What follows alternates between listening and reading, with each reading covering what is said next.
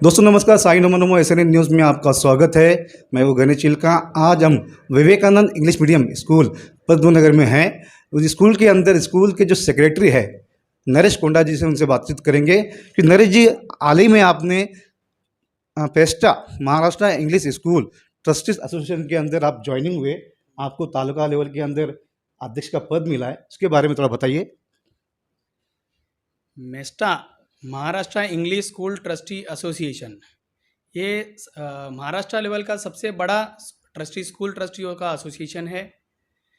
ये एसोसिएशन हमने इसलिए फॉर्म किया, ये एसोसिएशन को फॉर्म कर 2014 में फॉर्म हुआ है। ये association doctor Sanjay Rao Tayade Patil sir ने इस फॉर्मेशन का स्टार्टअप किया है। पिछले 7 सालों से 8 सालों से वो बहुत मेहनत कर करके अभी तक 18,000 स्कूल इसमें ज्वाइन हुए हैं।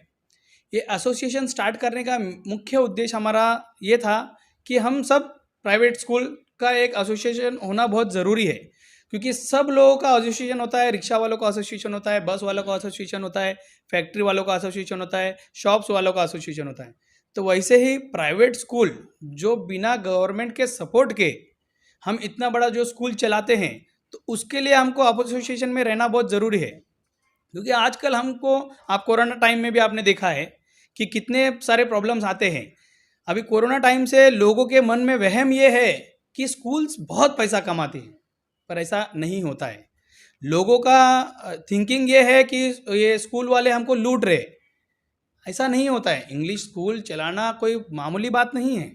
ये स्कूल जो चलाने के लिए जितने सारे स्टाफ, 100 के ऊपर स्टाफ रहता है, बिल्डिंग मेंटेनेंस रहता है, बच्चों को हैंडल करना, एग्ज़ाम कंडक्ट करना, बहुत सारे प्रॉब्लम्स रहते हैं इसमें। बट लोगों को लगता है कि ये लोग ऐसे ही पैसा कमा रहे। ये पैसा कमाने के लिए इंस्टीट्यूशन नहीं होता है। बच्चों को हम शिक्षा देते हैं, जो आज की तारीख में इंग्लिश शिक्षा सबसे ज़्यादा जरूरी है। सर, आपको किस तरह का प्रॉब्लम क्रिएट हो रहा है, बताइए ज़रा।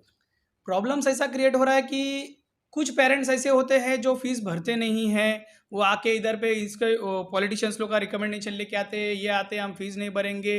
अभी कोरोना काल में हमको बहुत सारे तकलीफें हुए।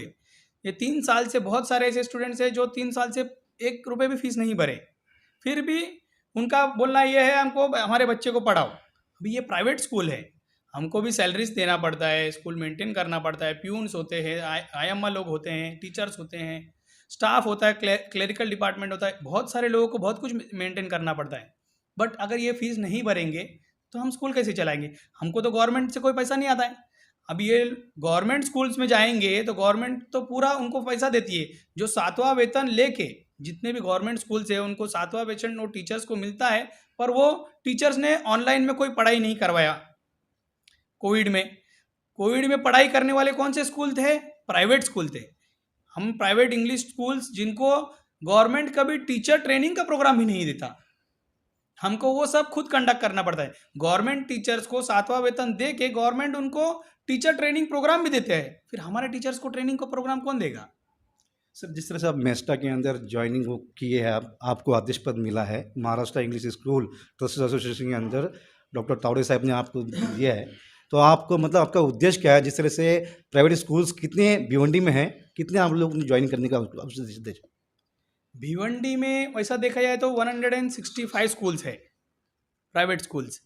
165 प्राइवेट इंग्लिश स्कूल्स में से अभी हम लोग थोड़े थोड़े करके अभी 15-20 स्कूल ज्वाइन हुए। अभी इसमें प्रॉब्लम क्या हो रहा है, हम लोग एसोसिएशन इसलिए बनाया कि बहुत सारे स्कूल्स बहुत सारे प्रॉब्लम्स में है, बहुत सारे डेप्थ्स में हैं, जिनके कोविड के चलते जिनके फीस नहीं आए, बच्चे के एडमिशन नहीं हुए। और हमारे इधर ऐसा सिस्टम है कि एक बच्चा एक क्लास में पढ़ता है, फिर उधर से दूसरे स्कूल में जाता है फीस नहीं भर के, फिर वो लोग एडमिशन लेते, फिर उधर से फिर थर्ड ईयर में तीसरे स्कूल में जाता है, उधर पे वो लोग एडमिशन लेते और पिछला स्कूल का सब फिर बैलेंस फीस रखते जाते हैं। सरकार से क्या मांगे आपकी? सरकार से हमारी मांगे हमने 19 को रखा था, जिधर यशवंतराव चौहान मुंबई सेंटर में हमारा अधिवेशन था, जिधर पे सुप्रियाताई सुले आई थी, वर्षा गायकवाड़ मैडम आई थी और बच्चू कडू आए थे। ये सब के सामने हमारे मुद्दे रखे थे। जो 25% आरक्षण, अभी देखो प्राइवेट स्कूल पे गवर्नमेंट का बहुत सारे प्रेशर्स भी है। अभी इंग्लिश मीडियम स्कूल्स को 25% आरक्षित देने का आरटी रूल गवर्नमेंट ने बनाया था। अभी उस बेस पे सब 25% स्कूल, अपने स्कूल के कैपेसिटी पे 25% स्टूडेंट्स गवर्नमेंट के आते हैं, पर उनका जो फीस रहता है गवर्नमेंट जो भरना है वो 3-3 साल तक हमको वो पे बिल नहीं मिलता। तो हम स्कूल कैसे चलाएं? हम उस मुद्दे पे हमने वर्षाताई गायकवाड़ से बात किया था कि स्कूल का फंड रिलीज़ करो, 25% आरटी का फीस रिलीज़ करो, और हमको ऐसा एक रूल लाओ जो विदाउट टीसी कोई दूसरे स्कूल में एडमिशन ना मिले। कि बहुत सारे पेरेंट्स डायरेक्ट एक स्कूल से दूसरे स्कूल विदाउट फीस भरे दूसरे स्कूल में आते हैं, विदाउट टीसी उधर पे एडमिशन हो जाता है। वो ऐसा रूल लाए, उसके लिए भी हमने बोला है। और जो आरटी के बहुत गरीब बच्चे हैं जो आरटी में एडमिशन होता है, उनको बड़े स्कूल में आने के बाद, इंग्लिश मीडियम स्कूल में आने के बाद उनका फीस तो गवर्नमेंट देने को बोलती है, पर उनको एक्स्ट्रा एक्सपेंसेस जो रहता है, बुक्स रहता है, यूनिफॉर्म रहता है, बैग रहता है, बहुत सारे एक्स्ट्रा एक्सपेंसेस रहता है। हमने गवर्नमेंट से ये भी अनुरोध किया कि उन बच्चों के लिए बुक्स भी गवर्नमेंट की तरफ से आए। ऐसे हमने बहुत सारे अनुरोध किए, उन्होंने बहुत कुछ माने। और हम स्कूलों के लिए, प्राइवेट स्कूलों के लिए चलाने के लिए हमको पावर बिल जो है वो इंडस्ट्रियल बेस पे, कमर्शियल बेस पे भरना पड़ता है। तो हम उनसे अनुरोध किए कि एक शाला, हमारी जो स्कूल है वो एक संस्था के द्वारा चलाई जाती है, जो जितने भी स्कूल्स है, और हम लोगों को ज्ञान देने के काम करते हैं। तो हमारे स्कूल के लिए भी हम ये चाहते हैं कि डोमेस्टिक रेट हो, पावर बिल का डोमेस्टिक रेट हो, जिससे हम स्कूल चलाने में हमको आसानी हो। सर, जिस तरह से अभी भिवंडी तालुके के अंदर जो स्कूल्स, जो प्राइवेट स्कूल्स है, उनको क्या संदेश आप देना चाहते हैं? मतलब जितने भी स्कूल्स है भिवंडी में, इंग्लिश मीडियम स्कूल्स है, मोर देन 165, पूरे भिवंडी तालुका में 165 इंग्लिश मीडियम स्कूल्स है। मैं चाहता हूँ कि हम सब एकजुट हो जाए, एक साथ में आए, तो हम सब मिलकर प्रॉब्लम्स के सॉल्यूशन निकाल सकते हैं। गवर्नमेंट से जो हमको फंड आना है वो लाने के लिए, या फिर आरटी में बच्चों को कुछ ये देने के लिए, कोविड में जो अपने को लॉस हुआ उसको कवर करने के लिए, हम सब एकजुट होके अगर काम करेंगे तो अपने को बेनिफिट मिलेगा। सर, डॉक्टर संजय जी अभी तक कोई लड़ाई लड़े इसके लिए, एम एस मेस्टा के लिए अभी तक? डॉक्टर संजय राव तायडे पाटिल सर पिछले 8 साल से वो लड़ाई लड़ रहे हैं। बहुत बार उन्होंने अधिवेशन रखा, बहुत से लोगों से उन्होंने मिले, शिक्षण मंत्रियों से मिले, इन सब से अभी उन्होंने 19 तारीख को जो अधिवेशन यशवंतराव चौहान में हुआ, उस अधिवेशन में भी उन्होंने ये मुद्दा रखा कि दर्जावार हो, प्रथम मान्यता हो, अंतिम मान्यता हो, ये हर साल उनके लिए उसके पीछे दौड़ने का जो समय है वो कम होना चाहिए। ये बार बार का प्रोसीजर नहीं होना चाहिए। इसके लिए हमने बहुत बार लड़ा। संजय राव तायडे पाटिल सर बहुत सालों से लड़ रहे और उन्होंने बहुत कुछ प्रॉब्लम सॉल्यूशन किया। इस बार जो आफ्टर कोविड जो कोई भी सब कुछ चालू हो गए थे, पूरे महाराष्ट्र के लेवल में हर चीज़ शुरू हो चुकी थी, पर स्कूल को शुरू नहीं किया गया था। संजय राव तायडे पाटिल सर ने जनवरी 17 को उन्होंने ऐलान कर दिया था कि अगर सरकार हमारे स्कूल स्टार्ट करने को नहीं बोलेगी तो हम खुद स्टार्ट करेंगे और किसी के रोकने से हम नहीं रुकेंगे।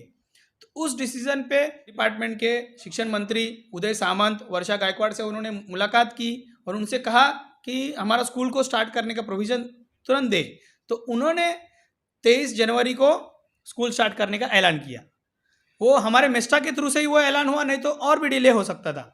सर, मैंने देखा है कि जिस तरह से एसोसिएशन बनते हैं तो एसोसिएशन को तकलीफ देने के लिए कहीं ना कहीं राजकारण वाले भी देते हैं, कहीं ना कहीं सरकार भी देती है, क्योंकि सरकार नहीं चाहती कि कोई एसोसिएशन बने, कि कोई संघर्ष करे, कोई उनसे विरोध चले।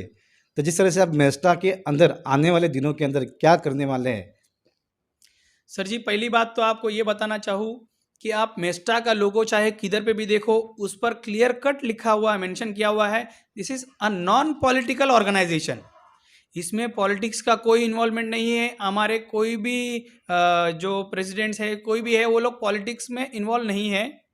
और जो पॉलिटिक्स में इन्वॉल्व है तो भी इस मैटर पे हम लोग पॉलिटिक्स को स्कूल के अंदर इन्वॉल्वमेंट नहीं करते। हम किसी से वोट मांगने नहीं जाएंगे, किसी को सपोर्ट करने नहीं जाएंगे, कोई पॉलिटिकल पार्टी को सपोर्ट करने नहीं जाते। This is a non political organisation. ये क्लियर कट मेस्टा के लोगों पे मेंशन किया हुआ है।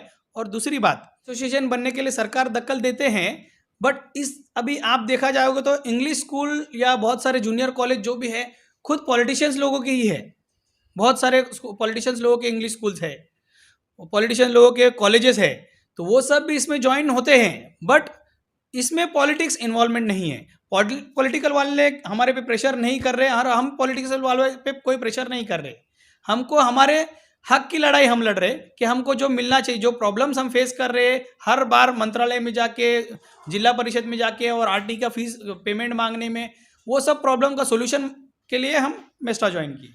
सर आने वाले दिनों के अंदर भिवंडी के अंदर मेस्टा का कोई मीटिंग होगा? अभी आने वाले दिनों में, अभी लास्ट जो 19 को हुआ, उसके बाद हम अभी सिर्फ अभी भिवंडी के लिए, मैं जब अभी मुझे भिवंडी का अध्यक्ष का पद दिया गया, तो इसके लिए मैंने भिवंडी तालुका और थाना, पूरा थाना सिटी और भिवंडी तालुके के सभी स्कूलों को थाने में मीटिंग का अरेंजमेंट कर रहा हूँ। 16 मई के दिन, 16 मई के दिन फिर से सभी स्कूल ट्रस्टियों का मीटिंग आयोजित किया जा रहा है।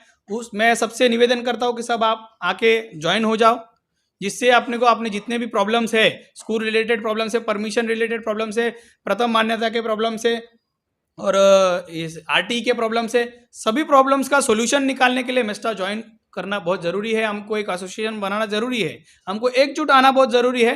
तो सबसे मैं निवेदन करूँगा कि 16 मई के दिन आप रनवल गार्डन के, ठाणे रनवल गार्डन के हॉल में सब जमा हो जाए। ये थे Maharashtra English school trustee association के भिवंडी के अध्यक्ष नरेश जी थे, जो आने वाले दिनों के अंदर 16 मई को एक मीटिंग करने वाले हैं। और जिस तरह से आने वाले दिनों के अंदर हम और भी चर्चा करेंगे। ये शुरुआत थी। साई नोमनो एसएन न्यूज़ में गणेश चिल्का।